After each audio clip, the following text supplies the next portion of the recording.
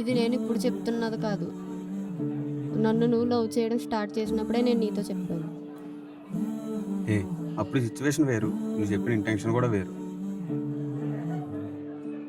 కాబట్టి నువ్వు నా కోసం ఇదంతా చేస్తున్నావు అనుకుంటున్నాను. అవును, నేను నా కోసం ఎప్పుడైనా ఏదైనా అడిగానా? నీ ఎగ్జామ్స్ క్లియర్ చేయమని అడుగుతున్నా గత 3 ఇయర్స్గా. Sir order. 10 minutes తర్వాత రా. ఏం ఆర్డర్ చేద్దాం? నేను 3 yearsగా ఫెయిల్ అవ్వడం చూస్తుంటే నీకు బాధ కలుగుతుంది కదా. నా గురించి కూడా ఆలోచించండి. నేను ప్రతి సంవత్సరం కష్టపడి నా ఫుల్ ఎఫర్ట్స్ పెట్టి నేను ట్రై చేస్తూనే ఉన్నాను, కానీ ఫెయిల్ అయ్యాను.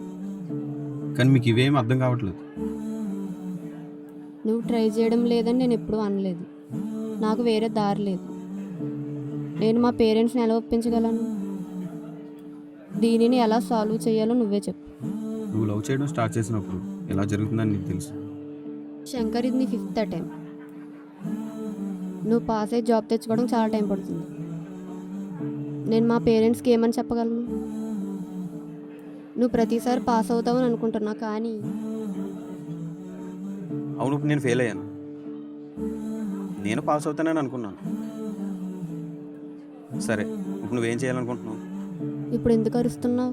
ఓ, మగవాడివిగా పెత్తనం చూపిస్తున్నావా? నువ్వు నాకు ప్రపోజ్ చేసిన రోజు ఈ విషయం చెప్పాను. నువ్వు పాస్ అయ్యి జాబ్ తెచ్చుకుంటేనే మా పేరెంట్స్తో మాట్లాడగలను నేను.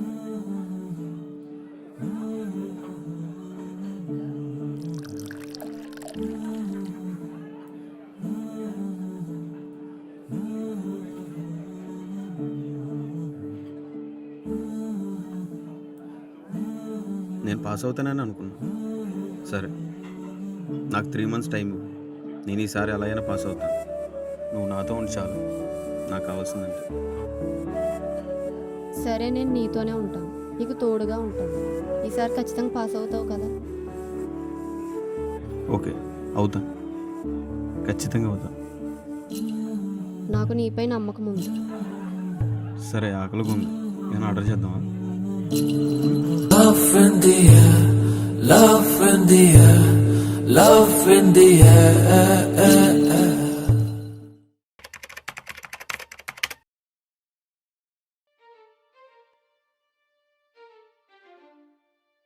చెప్పు. సార్, కొంచెం వాటర్ ఇస్తారా?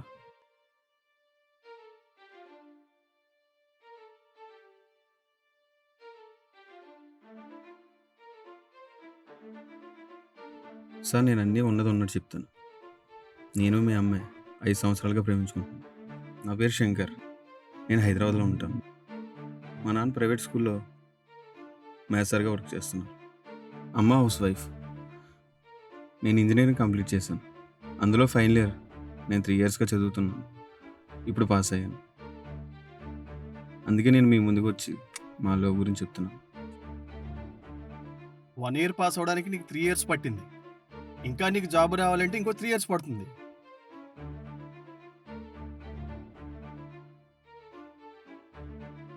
సార్, ఏం చేస్తున్నారు? ఇలాగే మీ బాబు నిన్ను కొట్టుంటే నువ్వేం చేస్తావు? ఈ పాటికి మీ బాబు కాలర్ మీద నీ చేతులుంటాయి. అది నీ సంస్కారం, ఇది మా సంస్కారం. ఇవన్నీ కాదులే, నువ్వు జాబ్ తెచ్చుకోగలవా? తెచ్చుకుంటా సార్. సరే, తెచ్చుకున్నావనే అనుకో. ఎంత శాలరీ వస్తుంది? 20,000, పోనీ 30,000 అనుకో. ఎందుకంటే నువ్వు 1 year ని 3 yearsగా రాసినప్పుడే వాళ్ళకి తెలుస్తుంది. అయినా కానీ మా కంపెనీలో జాయిన్ అవ్వు, మా కంపెనీలో జాయిన్ అవ్వమని నీకోసం వాడు కొట్టుకోరు కదా. కాబట్టి నీకు 30,000 కన్నా ఎక్కువ శాలరీ రాదు. ఇప్పుడు చెప్పు, వాడితో మా అమ్మాయిని ఎలా చూసుకుంటావు? అవును సార్, నేను నెల మొత్తం కష్టపడి 30,000 సంపాదిస్తాను. అలానే అందరూ నెలకు 30,000 సంపాదించరు కదా. ఇంకా చెప్పాలంటే నెలకు 10,000 సంపాదించే వాళ్ళు కూడా ఉన్నారు. అంటే వాళ్ళ కుటుంబాలను బాగా చూసుకోవడం లేదా? అయినా సంపాదన అనేది పోషించుకోవడానికి కావాలి, కానీ బాగా చూసుకోవడానికి కాదు. అయినా 2 వ్యక్తులు నెల మొత్తం బతకడానికి ఎంత అవుతుందండి? చెప్పండి, మీరే చెప్పండి. 10, 12 అవ్వచ్చు. సరే, 15,000 అనుకుందాం, ఇంకా 15,000 ఉంటాయి. నెలకు సినిమాలకు షికార్లకు 5,000 పోయినా ఇంకా 10,000 మిగులుతాయి. మీ భాషలో చెప్పాలంటే అవి సేవింగ్స్. సరే సార్, ఇవన్నీ కాదు, మీ అమ్మాయిని మీకు నచ్చిన వాడికి ఇచ్చి చేద్దాం అనుకుంటే ఇది మీ ఇష్టం. కానీ ఒక్కటి సార్, మీరు చూస్ చేసిన వాడు సంపాదనతో కొన్న బంగారం వేసుకుని తిరుగుతుందేమో కానీ తనకు నచ్చిన వాడిని పెళ్లి చేసుకోలేదని బాధను మాత్రం జీవితకాలం వస్తుంది. మీకు మీ ఇష్టం. సార్, లాస్ట్గా మీకు ఒక మాట చెప్తాను. ఎప్పుడో హోత వెళ్ళినప్పుడు పట్టుకున్న పెన్ ఇప్పటి వరకు వదలలేదు. అలాంటిది అన్నీ తెలిసాక పట్టుకున్న మీ అమ్మాయి చెయ్యి అంత ఈజీగా అయితే వదలలేను. నీకు మీ ఇష్టం సార్, ఉంటా. ఆగు మరి. మా అమ్మాయిని ఎప్పుడు తీసుకెళ్తున్నావు? ఏంటి సార్ మీరు మాట్లాడేది? మా అమ్మాయికి నచ్చావు. ఇంకా చెప్పాలంటే నాకు నచ్చావు. ఎందుకంటే నేను ఎంత అగౌరవంగా మాట్లాడినా నువ్వు గౌరవం తప్పలేదు. దీన్ని బట్టి నిన్ను ఎలా పెంచారో ఎలాంటి వాడవో తెలుస్తుంది. ఇంతకు మించి ఒక అబ్బాయిలో ఇంకేం ఎక్స్పెక్ట్ చేయాలి? మీ అమ్మ నాన్నలకి చెప్పు, ఒక మంచిలో చూసుకుని వస్తామని. Love in the air, love in the air.